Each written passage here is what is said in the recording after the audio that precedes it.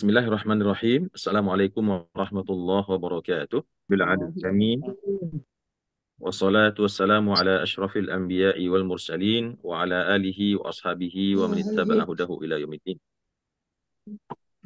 Amma ba'd, Bapak-bapak dan Ibu, ikhwan dan akhwat, saudara-saudara sekalian yang dirahmati oleh Allah Subhanahu wa taala. Pertama, mari kita bersyukur kembali kepada Allah Subhanahu wa taala. Pada pagi yang berbahagia ini Allah masih berikan kepada kita kesempatan untuk hadir kembali dalam majlis tadabbur Al-Quran yang penuh berkah ini dan diridhoi oleh Allah Subhanahu wa taala insyaallah. Salawat dan salam kita doakan untuk junjungan kita, suri tauladan kita Nabi Muhammad sallallahu alaihi wasallam. A'udzu billahi minasyaitonir rajim. Bismillahirrahmanirrahim. Allah Subhanahu wa taala berfirman dalam ayat 41, ya ayyuhar rasul. Ya ayyuhar rasul, wahai rasul, itu wahai Muhammad sallallahu alaihi wasallam, la yahzunka, janganlah sampai membuat engkau sedih. Alladzina yusari'una fil kufr, orang-orang yang bersegera begitu cepat memilih kekafiran daripada keimanan. Ya, minal ladzina qalu, di antara yaitu dari golongan orang-orang yang berkata amanna bi afwahihim, tadinya mereka berkata dengan mulut-mulut mereka, kami beriman, walam tu'min qulubuhum, tetapi hati mereka tidaklah beriman. Ya, jadi kata Allah, wahai Nabi Muhammad, jangan engkau merasa sedih melihat begitu cepatnya ada sekelompok orang yang berpaling daripadamu, yang tadinya di awal dia mengatakan amanna, kami beriman, tapi sekonyong-konyong ya, begitu cepat mereka mengatakan kafarna, kami telah kafir ya. Tentunya dimaksud di sini adalah orang-orang munafik, orang-orang munafik daripada penduduk yang ada di Madinah dari kalangan orang-orang Yahudi pada waktu itu. Jadi kalau kita lihat daripada asbabun nuzul ayat ini, bahwasanya Rasulullah SAW didatangi oleh utusan orang-orang Yahudi ya, yang mereka sebagian telah menyatakan ingin beriman kepada Rasulullah Shallallahu Alaihi Wasallam. Namun sebetulnya kedatangan mereka itu sebetulnya justru bukan untuk menyatakan iman secara ikhlas sebetulnya, tapi mencari pembenaran, karena di dalam syariat mereka, orang-orang Yahudi yang ada di Madinah pada waktu itu, mereka menyembunyikan beberapa hukum-hukum yang terdapat dalam kitab Taurat. Di antara hukum yang mereka sembunyikan itu ada dua. Yang pertama, hukum untuk merajam sampai mati seorang laki-laki atau perempuan yang telah menikah ketika melakukan perzinahan. Ya, nah itu mereka sembunyikan. Mereka ganti dengan hanya cukup dengan mencambuk saja. Atau dijemur di tengah di panas matahari, kemudian dicambuk tapi tidak sampai mati ya. Kemudian yang kedua, mereka juga menyembunyikan hukum Taurat tentang yang berhubungan dengan diat. Diat itu artinya adalah ganti rugi, ganti rugi ketika seseorang dibunuh dan keluarga pembunuh memaafkan, maka dia tetap wajib membayarkan diat. Nah, dua hukum ini yang oleh orang-orang Yahudi di Madinah pada waktu itu disembunyikan, dan kemudian mereka mengutus salah seorang di antara mereka, datanglah kepada Nabi Muhammad, tanya dia, kalau seandainya dia mengamini atau mendiamkan saja hukum yang kita lakukan ini, maka ikutilah dia. Tapi kalau dia membantah, ya, kalau dia membantah dan malah menegakkan hukuman rajam untuk pezina yang menikah di antara kita, maka tolaklah dia. Lalu datanglah mereka kepada Rasulullah SAW dan mereka bertanya. Maka Rasulullah SAW berkata kepada mereka, sekarang saya mohon izin, ajak saya bertemu dengan para pemuka-pemuka agama kalian. Kumpulkan orang-orang yang paling alim di antara kalian, maka di situ saya akan menyampaikan sebuah pertanyaan. Lalu mereka pun mengumpulkan orang-orang alim di antara mereka, dan di situ ternyata orang yang paling alim itu bernama Abdullah ibnu Suriyah. Kepada Abdullah ibnu Suriyah, Rasulullah bertanya, wahai Abdullah ibnu Suriyah, demi Allah, saya bertanya kepada engkau, sesungguhnya apa hukuman bagi wanita atau laki-laki yang bersuami ketika dia berzina di dalam kitab Taurat? Maka Ibnu Suriyah menjawab, ya karena dia memang seorang yang alim, dia waktu itu mungkin ya keselip lidah ya. Dia mengatakan hukuman dalam kitab Taurat itu yang benar adalah rajam. Maka seketika orang-orang Yahudi tersentak kaget ya, terbuka kedoknya, terbuka kebohongannya ya. Maka Rasulullah mengatakan, ayo sekarang kita berhukum dengan kitab Taurat.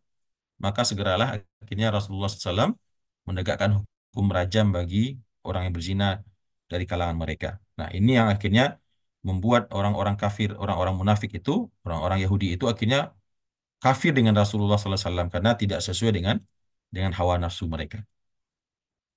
Maka turunlah ayat ini yang tentu membuat Rasulullah kaget, Rasulullah sedih melihat begitu cepatnya orang-orang tersebut berpaling daripada Rasulullah SAW, padahal telah disampaikan kepada mereka hujah dari kitab mereka sendiri, yaitu dari kitab Taurat. Ya, tentu Rasulullah SAW sedih ya eh, mengalami hal ini, eh, merasakan begitu cepatnya orang berpaling dari beliau, orang-orang Yahudi tersebut. Maka Allah menghibur Rasulullah Sallallahu Alaihi Wasallam melalui ayat ini dengan menurunkan ayat, wahai Nabi Allah, wahai Rasul, janganlah sampai membuat engkau sedih orang-orang yang bersegera untuk masuk ke dalam kekafiran. Minal ladzina qalu amanna bi afwahihim, dari golongan orang-orang yang tadinya berkata amanna, kami beriman dengan mulut-mulut mereka, walam tu'min qulubuhum, dan tidak beriman sesungguhnya hati-hati mereka.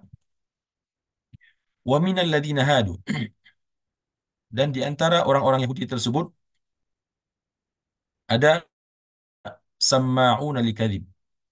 Mereka itu adalah sekelompok orang yang suka mendengar kepada kedustaan, kebohongan.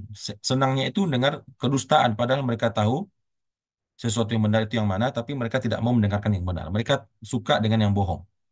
Mereka sangat senang mendengar kabar-kabar bohong, berita-berita hoax ya. Itu di antara karakter dan kesukaannya orang-orang Yahudi. Sukanya dikasih berita-berita bohong ya, berita-berita yang menina-bobokkan, yang tidak sesuai sebetulnya dengan fakta. Kemudian samma'una liqaumin akharik. Maaf.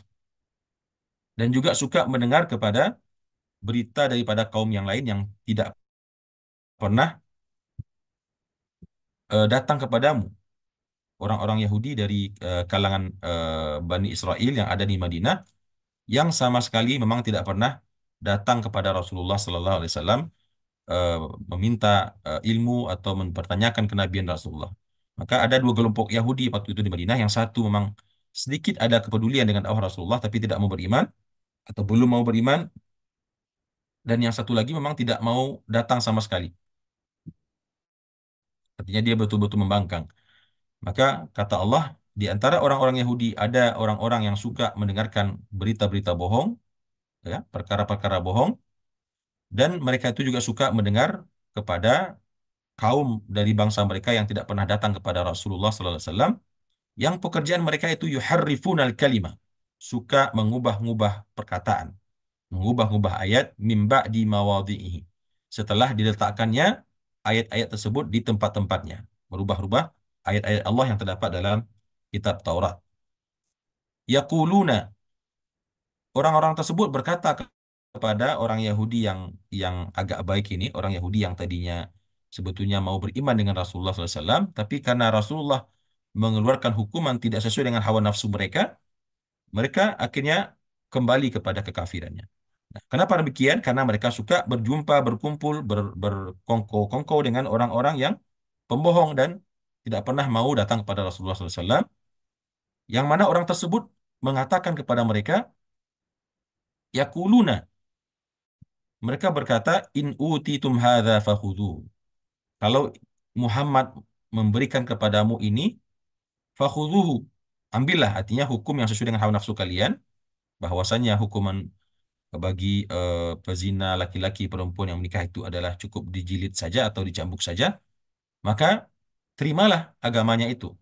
Wa illam tu'tauhu, tetapi kalau seandainya kalian tidak diberikan apa yang kalian inginkan, fahdharu, maka hati-hatilah kepadanya. Artinya jangan beriman kepadanya. Demikian sikap orang-orang Yahudi, Bapak dan Ibu rahimakumullah, yang sebelumnya telah sering juga kita bahas bagaimana karakter orang-orang Yahudi ini ya, terutama yang hidup dulu pada zaman dakwah Rasulullah Sallallahu Alaihi Wasallam di Madinah. Kemudian kata Allah, wa may yuridillahu fitnatahu, maka barang siapa yang Allah menginginkan untuk memfitnahnya. Memfitnah di sini bukan berarti memfitnah orang baik-baik dikatakan orang orang jahat, bukan begitu ya. Tapi fitnah di sini artinya Allah ingin menyiksanya, menyesatkannya, mengazabnya, mencelakakannya, menjerumuskannya.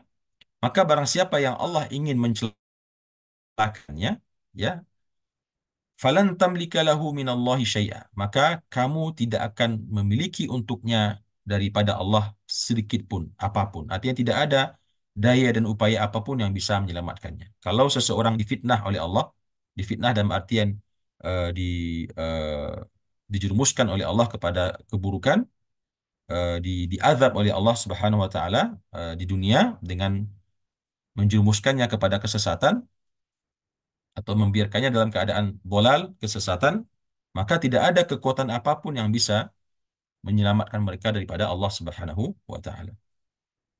Ulaika alladzina lam yuridillahu an yutahhira qulubahum. Mereka itu orang-orang Yahudi tadi, orang-orang munafik tadi adalah orang-orang yang Allah tidak pernah ingin atau Allah tidak menginginkan untuk membersihkan hati-hati mereka. Jadi Allah memang membiarkan mereka dalam keadaan demikian, dalam keadaan menjadi orang munafik, ya, dan Allah tidak menginginkan untuk membersihkan hati-hati mereka. Lahum fid dunya khizyun. Bagi mereka di dunia itu adalah kehinaan, yaitu hidup dalam keadaan kafir, dan tentunya karena Rasulullah Sallallahu Alaihi Wasallam semakin berjaya dengan Islamnya, maka Rasulullah SAW akhirnya mengusir orang-orang Yahudi ini dari kota Madinah. Makanya kata Allah, lahum fid dunya khizyun. Bagi mereka di dunia itu ada kehinaan, ya. Termasuk juga orang-orang Yahudi yang ada saat ini, meskipun kita lihat mereka hidup dalam keadaan makmur, ya, kuat, eh, jumawa begitu, ya, tapi sesungguhnya mereka ada berada dalam kehinaan karena dimanapun mereka pergi mereka tidak diterima oleh manusia, ya, kecuali oleh kelompok-kelompok mereka saja. Walahum fil akhirati adzabun azim, dan bagi mereka di akhirat nanti Allah sediakan azab yang sangat besar.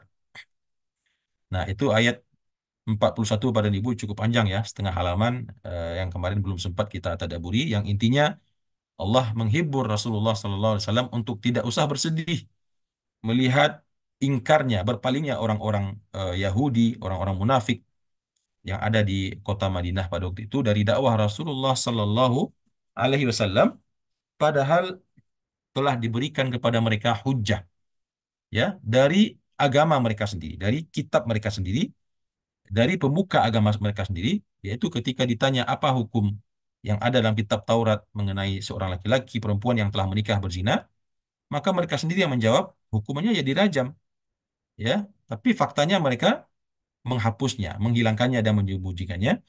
Dan ketika Rasulullah SAW menegaskan kepada mereka berzina yang ada di kalangan kalian harus dirajam, maka mereka pun berpaling meninggalkan Rasulullah Sallallahu Alaihi Wasallam. Kemudian di ayat yang 42 Bapak dan Ibu masih menjelaskan bagaimana karakter orang-orang Yahudi yang tadi kita jelaskan.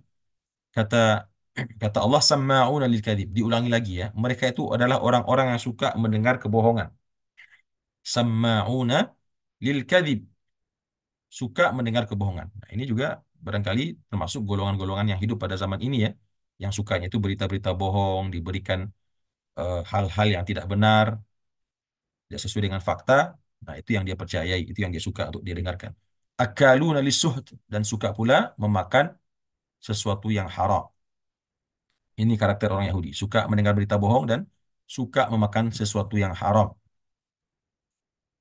Kata Allah, fa in ja'uka, kalau seandainya mereka itu datang kepada engkau wahai Muhammad, orang-orang Yahudi tadi, fahkum bainahum. Maka hukumlah mereka itu dengan menggunakan hukuman yang ada dalam Al-Qur'an. Au a'rid anhum, atau kalau tidak berpalinglah dari mereka, nggak usah pedulikan. Ya, jadi pada waktu itu Rasulullah SAW diberikan pilihan oleh Allah, boleh menghukum mereka dengan hukum Islam, hukum Al-Quran, atau kalau tidak, tidak usah pedulikan. Ya, kalau ada yang mengadu mengatakan, oh si fulan ada yang berzina, si fulan ada yang mencuri, kalau kamu mau tegakkan hukum hudud, potong tangannya, rajam dia, cambuk dia kalau dia berzina. Tapi kalau engkau mau, ya tidak usah dipedulikan, usir saja, tidak usah ditegakkan kepadanya hukum Islam. Jadi ada pilihan dari Allah. Fa in ja'uka fahkum bainahum. Kalau seandainya mereka datang kepada engkau, maka hukumlah mereka dengan syariat Islam. Au a'rid anhum, atau kalau tidak berpalinglah dari mereka, tidak usah dengarkan mereka. Wa in tu'rid anhum, Kalau seandainya engkau memutuskan untuk berpaling dari mereka, maka sesungguhnya falan yadurruka syai'a. Maka yang demikian itu tidak akan membuat mudarat bagimu. Ya, kamu pedulikan dia, tidak kamu pedulikan dia, maka tidak akan ada mudarat yang datang kepadamu, kata Allah kepada Rasulullah SAW. Wa in hakamta, tapi kalau kamu tetap memberikan hukuman, memberikan hukum begitu ya, keputusan, fahkum bainahum bil qist, maka putuskanlah, berhukumlah untuk mereka itu dengan adil, ya. Innallaha yuhibbul muqsitin. Sesungguhnya Allah mencintai orang-orang yang berbuat adil. Ya, Allah membimbing nabinya meskipun mungkin ada rasa kesal, ada rasa dongkol, ada rasa marah di hatimu melihat perangai mereka wahai Muhammad, tetapi kalau mereka datang kepadamu karena mereka menjadi kafir zimmi ya, kafir zimmi yang berlaku bagi mereka hukum Islam, maka hukumlah mereka dengan adil kata Allah. Hukumlah mereka dengan adil karena sesungguhnya Allah sangat mencintai orang-orang yang berbuat adil. Kemudian di ayat yang berikutnya Allah mengatakan, "Wa kaifa yuhakkimunaka wa indahumut Tauratu fiha hukmullah, thumma yatawallawna min ba'di dzalik." Dan bagaimana mungkin mereka itu menjadikan engkau hakim? Bagaimana mungkin ya? Artinya kata Allah tidak mungkin mereka itu akan menerima tahkim wahai Muhammad, menerima keputusanmu wahai Muhammad, wa indahumut Taurah, padahal di sisi mereka itu terdapat kitab Taurah, fiha hukmullah, yang di sana juga terdapat hukum-hukum Allah. Jadi kata Allah setelah tadi mengatakan kalau seandainya mereka datang hukum mereka dengan hukum Islam, lalu Allah batalkan kembali, bukan batalkan ya, Allah menjelaskan rasanya tidak mungkin begitu. Mereka akan datang meminta hukum kepadamu wahai Muhammad. Kenapa demikian? Wa kaifa yuhakkimunak? Bagaimana mungkin mereka mau datang meminta hukum kepadamu wahai Muhammad padahal mereka itu telah memiliki kitab Taurat yang lengkap juga di dalamnya hukum-hukum syariat ya. Fiha hukmullah. Di sana terdapat hukum-hukum Allah. Thumma yatawallawna min ba'di dzalik. Lalu kemudian mereka berpaling setelah adanya hukmullah di dalam kitab Taurat tersebut. Artinya memang sudah khatamallahu ala qulubihim ya. Jangankan untuk beriman dengan Nabi Muhammad SAW, mereka pun tidak beriman dengan kitab mereka sendiri, yaitu kitab Taurat yang lengkap semuanya di dalamnya. Jadi kata Allah nggak usah diharapkan lah, tidak usah ditunggu, mereka akan datang kepadamu meminta hukum, ya. Summa yatawallawna min ba'di dzalik, lalu mereka kemudian berpaling setelah itu, wama ulaika bil mu'minin, dan mereka itu tidak akan pernah menjadi orang yang beriman. Kemudian Bapak dan Ibu rahimakumullah, di ayat yang berikutnya Allah mengatakan inna anzalnat taurata. Ini masih berhubungan tentunya dengan cerita menghibur Rasulullah SAW dalam kaitannya dengan kekufuran, cepatnya orang-orang Yahudi di Madinah tadi yang kufur dan kafir kepada Nabi Muhammad Sallallahu Alaihi Wasallam. Inna anzalnat taurata fiha hudan wa nur. Sesungguhnya kamilah yang telah menurunkan kitab Taurat yang padanya tersebut terdapat hudan, petunjuk, dan padanya itu terdapat cahaya penerang ya, cahaya penerang bagi kehidupan manusia, terutama bagi kalangan Bani Israel. Yahkumu bihan nabiyyun alladzina aslamu, yang berhukum dengannya, memutuskan hukuman dengannya kitab Taurat tersebut, an-nabiyyun, nabi-nabi sebelumnya yang telah beragama Islam. Jadi nabi-nabi sebelum Nabi Muhammad SAW semuanya bertahkim dengan kitab Taurat ya, kecuali Nabi Isa yang juga dikaruniai dengan kitab Injil. Ya, tapi nabi-nabi sebelum Nabi Isa semuanya adalah nabi-nabi yang beragama Islam yang berhukum dengan kitab Taurat. Ya, yahkumu bihan nabiyyuna alladzina aslamu lilladzina hadu. Mereka berhukum dengan kitab Taurat tersebut dengan kepada orang-orang Yahudi dari kalangan Bani Israel. Warrabbaniyun. Demikian juga orang-orang yang rabbaniyun di antara mereka, orang-orang yang alim. Wal ahbar, para pendeta. Bimastuhfizu min kitabillah. Mereka berhukum dengan apa-apa yang diperintahkan kepada mereka untuk menjaganya dari kitab Allah Subhanahu wa taala, itu kitab Taurat tersebut. Wa kanu alaihi syuhada, dan mereka semua baik orang-orang an-nabiyun, ar-rabbaniyun, al-ahbar, mereka itu wa kanu alaihi syuhada, menjadi saksi atas kebenaran kitab Taurat tersebut. Ya, jadi kata Rasulullah SAW, kata Allah kepada Rasulullah, engkau tidak usah sedih wahai Muhammad, karena sebelumnya para rasul, para nabi yang diutus kepada mereka telah berhukum dengan kitab Taurat. Ya, telah diperintahkan juga kepada mereka untuk berhukum dengan kitab Taurat, yaitu orang-orang an-nabiyun, ar-rabbaniyun, al-ahbar, dan mereka nanti kelak akan menjadi saksi bagimu wahai Muhammad bahwasanya Allah telah turunkan kepada bangsa Bani Israel ini di sepanjang zaman mereka ada dalam kehidupan di atas dunia ini nabi-nabi yang berhukum kepada mereka menggunakan kitab Taurat. Fala takhshawun nasa, maka janganlah engkau takut kepada manusia, wakhshawni, dan takutlah hanya kepadaku, wala tashtaru bi ayati thamanan qalila, dan janganlah engkau mau menjual atau menukar ayat-ayatku dengan harga yang sedikit.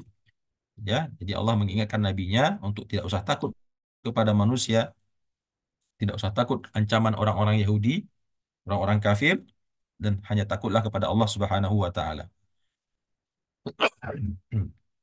Wala tashtaru bi ayati thamanan qalila, dan janganlah engkau menjual ayatku dengan harga yang sedikit. Artinya apa? Jangan karena berharap banyak pengikut, ya, banyak orang yang percaya, lalu kamu longgar dalam menerapkan hukum agama Allah. Lalu kamu menerima begitu saja permintaan mereka. Maka ini dilarang oleh Allah kepada nabinya, wala tashtaru bi ayati thamanan qalila. Karena kenapa demikian kata Allah, wa man lam yahkum bima anzalallah faulaika humul kafirun. Nah, ini yang beberapa kemarin juga sempat kita diskusikan ya.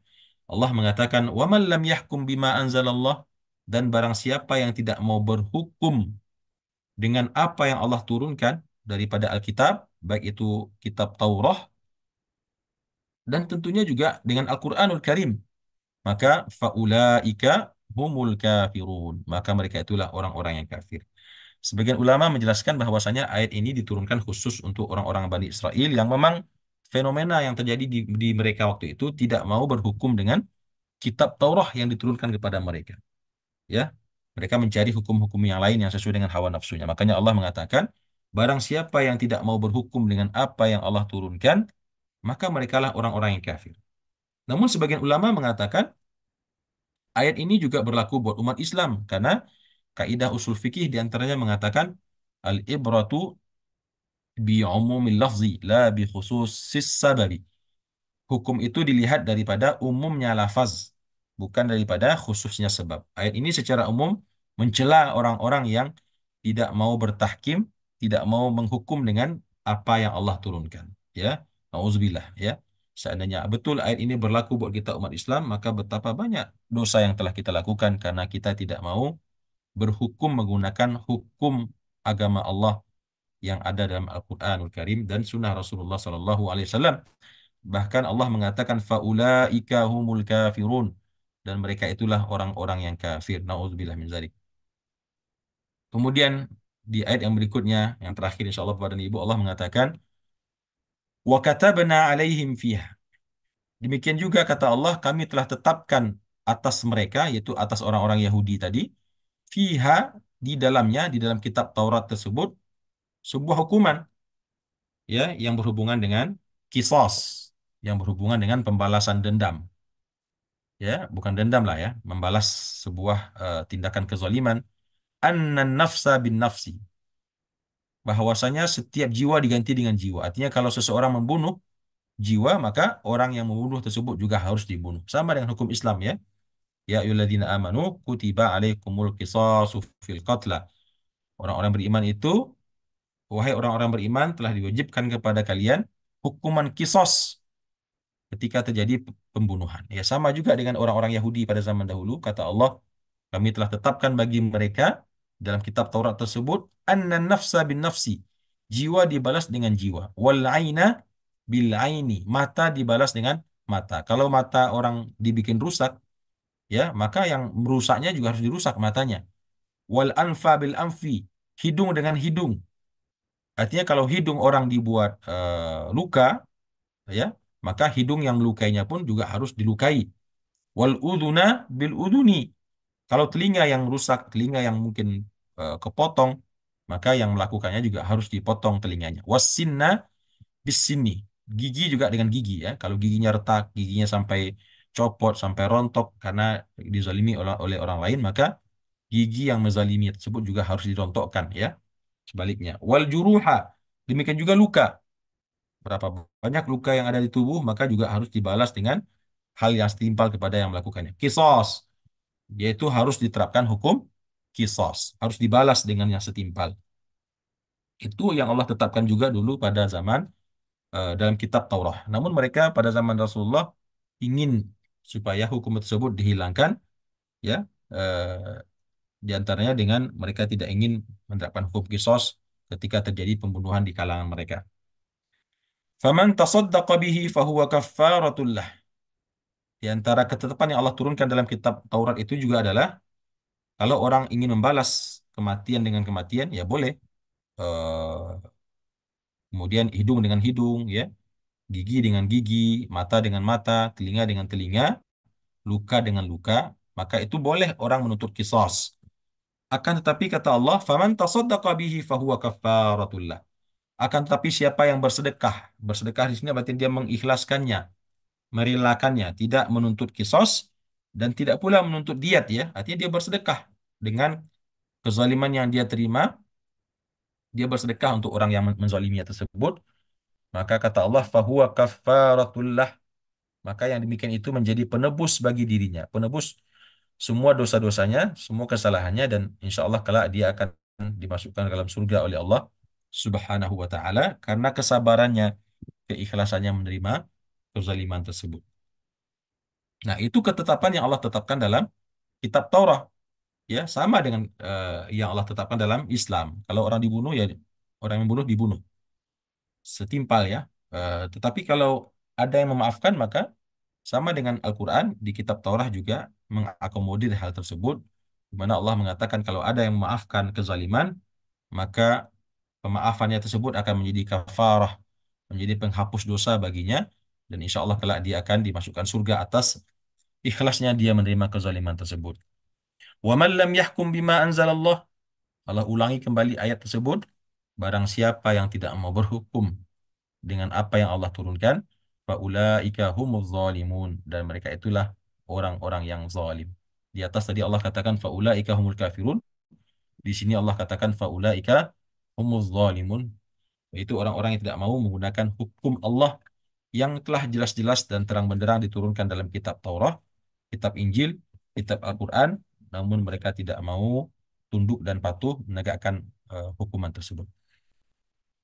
Inilah Bapak dan Ibu sedikit tadabbur untuk ayat-ayat yang telah kita bacakan pada pagi hari ini. Mudah-mudahan menambah keimanan kita, wawasan kita, dan kesimpulannya ayat-ayat yang tadi kita tadaburi berbicara tentang yang pertama bagaimana Allah Subhanahu wa taala tersebut tidak pernah memang membiarkan nabinya berada dalam keadaan kecewa, berada dalam keadaan sedih.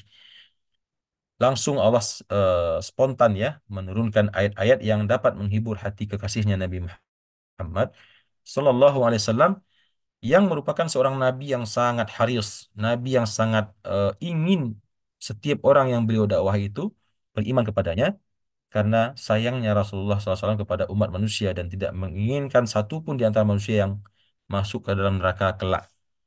Namun tentunya sebagai seorang manusia biasa, ketika orang yang didakwahi, orang yang diajak ya, eh, ya terkesan mengolok-olok yang tadi mengatakan beriman, lalu mengajukan suatu pertanyaan, dijawab oleh Rasulullah sesuai dengan fakta mereka, maka justru mereka berpaling daripada dakwah Rasulullah Sallallahu Alaihi Wasallam. Maaf, sebentar.